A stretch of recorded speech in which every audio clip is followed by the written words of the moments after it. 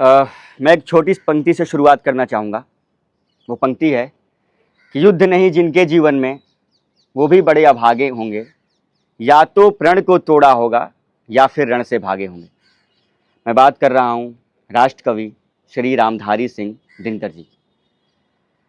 दिनकर जी की विचारधारा बहुआयामी थी। बहुआयामी का मैं अर्थ बताता हूँ आपको।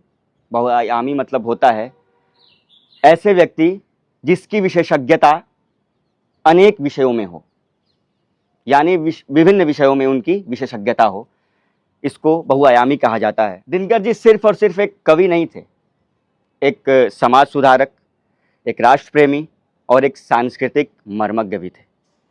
उनकी रचनाओं में वीर रस, सामाजिक न्याय, राष्ट्र प्रेम और आध्यात्मिक रूपों का संगम भी दिखता है। अगर मैं दिनकर जी की राजनीतिक दृष्टिकोण पर प्रकाश डालूं तो दिनकर जी स्वतंत्रता संग्राम के समय के कवि थे। गांधी जी का इनके ऊपर प्रभाव तो पड़ा, लेकिन इनकी रचनाओं में क्रांति और प्रतिरोध का स्वर भी मुखर था। वो चाहते थे कि समाज में बराबरी और न्याय के पक्षधर थे, शोषण के विरुद्ध थे। दलित, गरीब, किसान, मजदूर की पीड़ा को उन्होंने शब्द दिए।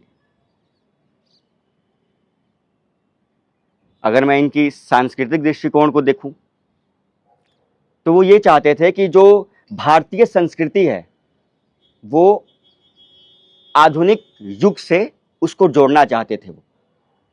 इसलिए उनकी रचनाओं में आप जितनी भी इनकी रचनाएं हैं उनमें आप महाभारत, रामायण और वैदिक परंपरा से आप उसमें थोड़ा थोड़ा अंश आप देखते हैं। वो कहते थे कि अगर अत्याचार अपनी सीमा लांघ जाए तो शस्त्र भी उठाना हमारा धर्म बन जाता है।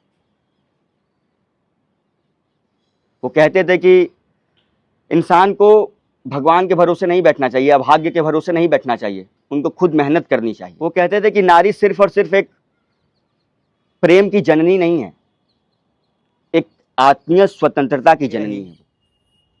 ये रही आप लोगों के समक्ष दिनकर जी के बारे में कुछ इन्फॉर्मेशन। धन्यवाद।